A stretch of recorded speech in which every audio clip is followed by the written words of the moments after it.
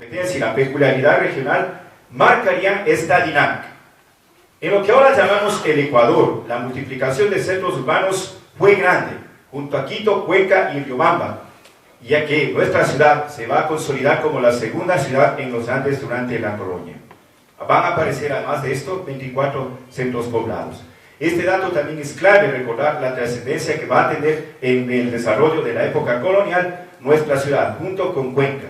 El desarrollo posterior de Guayaquil empezará ya hacia fines del siglo XVIII y sobre todo en el XIX, cuando inician los auges cacauteros. Entonces podemos decir alguna vez, con satisfacción en la historia de nuestra urbe, que esta ciudad fue más grande en población y en desarrollo que Guayaquil en la colonia. Bien, de acuerdo al historiador Alfonso Ortiz, hacia mediados del 534, el año que nos compete analizarlo en este momento, las huestes de Benalcázar querían a toda costa ocupar el territorio de Quito, no solo para cumplir con la ambición de Francisco Pizarro, sino para evitar que otro español, Pedro de Alvarado, que venía a Guatemala, conquistara esta región. En su marcha hacia el norte, Benalcázar recibirá el apoyo de los Cañaris. Sebastián de Benalcázar, al ser alcanzado por un mensajero de Diego de Almagro, tuvo que regresar para poder unir sus fuerzas y enfrentar a Alvarado en la región central, replegándose las tropas al sitio indígena de Ilimamo. Hay que tener presente que Benalcázar parte de San Miguel de Piura sin el permiso respectivo de Pizarro. Según Vicente Poli, la marcha de Benalcázar fue rápida y al recibir noticias del próximo arribo de Pedro de Alvarado, emprendió camino con unos 200 españoles, a lo que se debe sumar los rumores, dentro de lo que lo motivaba, de la famosa riqueza del Dorado. Con el respaldo de los Cañaris, se enfrentó Benalcázar a las tropas de Rumiñahui en Tiocajas, cerca de nuestra ciudad. A su regreso de Quito, Benalcázar se reencontró con Almagro el 1 de agosto de 1534. Para Alfonso Ortiz, la inminente llegada de la expedición de Alvarado precipitó que el mariscal Diego de Almagro fundara, con autorización de Pizarro, la ciudad de Santiago de Quito el 15 de agosto de 1534, día de la fiesta de la Asunción de la Virgen en Sicalpa, con el fin de demostrar jurídicamente la posesión de este territorio. La expedición de Pedro de Alvarado llegó en malas condiciones y al no poder solucionar el conflicto por las armas, se llegó a un acuerdo en donde se deshacía la expedición y Almagro compraba la flota que estaba anclada en Manabí. Esta fundación, sin duda alguna, precipitada, a no dudarlo, según el criterio también de la historiadora Rosmarie Terán, constituyó una medida emergente en el marco de una serie de acontecimientos coyunturales característicos de la conquista. Así, el encuentro de estos tres conquistadores, Benalcázar, Alvarado y Almagro, recordemos, quizás, no lo sé por qué, pero recordemos que tres calles de nuestra ciudad, aquí a pocas cuadras, llevan el nombre en orden de Benalcázar, Alvarado y Almagro, tres personas que tienen mucho que ver con la fundación de nuestra ciudad. Además de la combinación de sus planes de conquista, sus ambiciones personales dieron lugar a que la fundación de Santiago de Quito haya tenido sin duda un carácter importante y estratégico. Quizás una medida política, probablemente, según Jacinto Gijón. El acta de fundación de Santiago de Quito empezaba así: en el pueblo de Riobamba, con doble R, a los 15 días del mes de agosto. Según el historiador Ricardo Descalzi, el nombre de Riobamba sería una distorsión en castellano de Rigbamba, que significa planicie para entrar o salir. El 17 de agosto se nombró al cabildo, el primer cabildo de lo que después será la Real Audiencia de Quito y en el siglo XIX el Ecuador. Mientras que el 19 de agosto se reúne por primera vez el cabildo para tratar, entre otras cosas, lo que se debía hacer con la inminente llegada de Alvarado, cuyas negociaciones van a terminar el 26 de agosto. Después de solucionar el conflicto con Alvarado, Almagro, para acentuar su poder, fundó el 28 de agosto a distancia, desde Santiago por supuesto, la villa de San Francisco de Quito, 150 kilómetros al norte de Santiago. Según Aquiles Pérez, de los 68 vecinos inscritos en la naciente población, Santiago de Quito, 46 van a marchar a San Francisco de Quito con Benalcázar. Probablemente no hay un consenso entre todos los historiadores en lo referente a la categoría que adquirió Santiago de Quito, fundada en Sicalpa, a partir de la fundación de la villa de San Francisco de Quito, prevista como la capital del territorio conquistado. pero sin duda esta nunca va a restar la importancia simbólica original de la fundación en sí calma. El análisis de Terán también concluye que en Hispanoamérica era muy común la formación de un municipio antes de la existencia real y física de un pueblo. Así, muchas fundaciones prácticamente serían actos políticos. Las ciudades recién fundadas tuvieron un carácter casi provisional al ser centros de irradiación de la empresa conquistadora y cuyas funciones eran delimitadas. Luego de varias generaciones, las poblaciones urbanas dejarán de lado la misión instrumental con la que nacieron. Nuevamente, Alfonso Ortiz nos dice que al fundarse las dos poblaciones ya existentes en agosto, Santiago y San Francisco, se establecieron los respectivos cabildos, pero al ser indispensable que el cabildo de la villa de San Francisco se constituyera en el mismo sitio previsto para su creación, se ordenó que Benalcázar se fuera al norte. El 6 de diciembre de 1534 se posesionaron las autoridades de la villa de San Francisco y se establecieron alrededor de 200 vecinos, en su mayoría provenientes de aquí de Santiago. Entonces, volvemos a ver nuevamente la importancia de Santiago de Quito.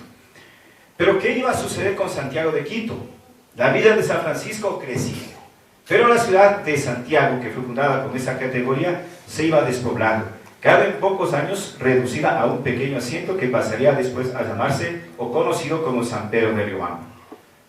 Hay que también tomar en cuenta que en estas fundaciones o refundaciones, si se puede considerar así, de nuestra ciudad, fue probablemente entonces Riobamba en algún momento una colonia militar en la que Benalcázar dejaría una guarnición de 30 hombres con el fin de pacificar la región. Es decir, Riobamba nunca va a perder esa importancia en la colonia, ni inclusive cuando queda muy poco habitada. Será siempre importante por su ubicación, como un nudo de comunicaciones y su carácter típicamente agropecuario. López de Velasco calificará a Riobamba, en la colonia, como un pueblo de pastores con abundante ganado mayor y menor. En 1534, Santiago no fue objeto de la traza que se acostumbraba, pero quizás el naciente núcleo se formaría en torno a los tambos que aquí existían. De esta forma, el proceso de urbanización de Riobamba se va a dar de manera lenta y gradual. Sin embargo, el fenómeno de despoblamiento en los años siguientes de la fundación siguieron diversos procesos de repoblamiento espontáneos y también oficiales, con lo cual se pudo observar de alguna manera cierto desorden. Para terminar este desorden, acordarán, de manera oficial se optó por fundar el asentamiento de Riobamba, ya de otra manera ya jurídica podemos considerarla así, con lo que se reafirmará el dominio legal del establecimiento.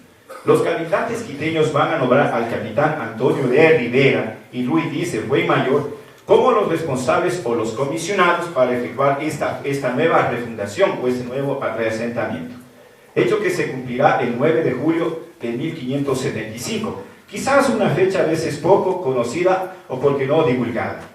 En varios libros se considera, como la Nueva Historia del Ecuador, se considera como una fecha importante dentro de la historiografía ecuatoriana, el 9 de julio de 1575, como probablemente se le considera tal vez la fecha de la fundación jurídica de Riobamba, para algunos. Bien, esto se explicaría, según los textos analizados, porque en síntesis Riobamba, la ciudad colonial, se fundaría o nacería jurídicamente hablando el 9 de julio del 75 en el sitio donde los españoles realizaron la primera fundación urbana. Santiago de Quito, en lo que después será el Ecuador. Eso sí, no nos va a quitar nadie quizás ese orgullo que tenemos de ser la primera ciudad fundada por españoles en lo que después será la Real Audiencia de Quito. Ortiz también concuerda que el establecimiento de estos pueblos fundados por los españoles obedecía siempre a la necesidad de concentrar un tipo de estructuras urbanas, pero para que no se indianizaran y a vivir dentro o muy cercanamente a las poblaciones indígenas ya establecidas. No debemos también pasar por alto un dato histórico, que hay varios historiadores como la riobambeña Dora León Borja, hermana de nuestro recordado alcalde Daniel León Borja, o Julio Estrada, quienes se basan en la hipótesis de Miguel de Aspiazu y afirman que el 15 de agosto de 1524, lo que se fundó realmente para estos historiadores, incluida la riobambeña, insisto, fue la ciudad de Guayaquil, y que después se darían varios traslados hasta el definitivo en 1537, por lo que según el criterio de León Borja y de Julio Estrada, entonces Santiago de Quito lo que no se fundaría ahí, sino lo que se fundaría en esa fecha sería Guayaquil. Este asunto sin duda es muy polémico. muchos historiadores no comparten este criterio, ¿no? Que lo que se funda el 15 de agosto es Guayaquil, algo sin duda, insisto, polémico. Entre 1586 y el 87, el asentamiento de Riobamba va a ser elegido en la calidad de villa, con corregidor y cabildos ya independientes del de Quito.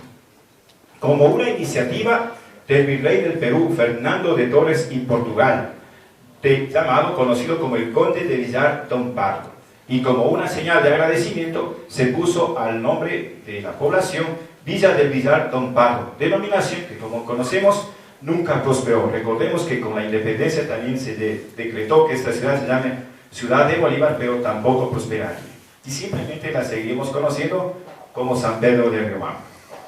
Riobamba, durante la época colonial, se va a consolidar como un eje articulador, basado fundamentalmente en la actividad obrajera, por la que nuestra villa se transformó en residencia de propietarios obrajeros que tenían haciendas orientadas hacia la producción textil, de las más importantes sin duda de la colonia. Uno de estos grandes obrajeros y asentados fue, por ejemplo, Pedro Vicente Maldonado y su familia. Riobamba va a mantener la categoría durante toda la colonia de villa, pese a varios de sus vecinos hacia 1745, a través de don Pedro Vicente Maldonado, pidieron al rey español, Felipe V, que se elevara a la ciudad, a la villa, a la categoría de ciudad.